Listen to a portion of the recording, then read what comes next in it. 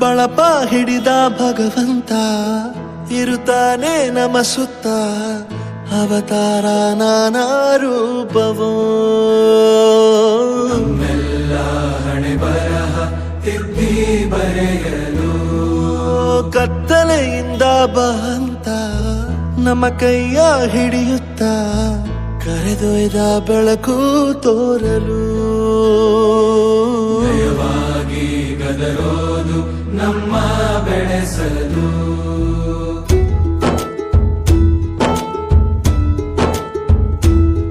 ಭಾಷೆ ಅಮೃತ ಕುಡಿಸೋ ತಾಯಾಗಿ ಭಾಷೆ ಅಮೃತ ಕುಡಿಸೋ ತಾಯಾಗಿ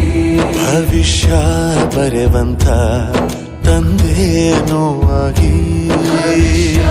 ಬರೆವಂತ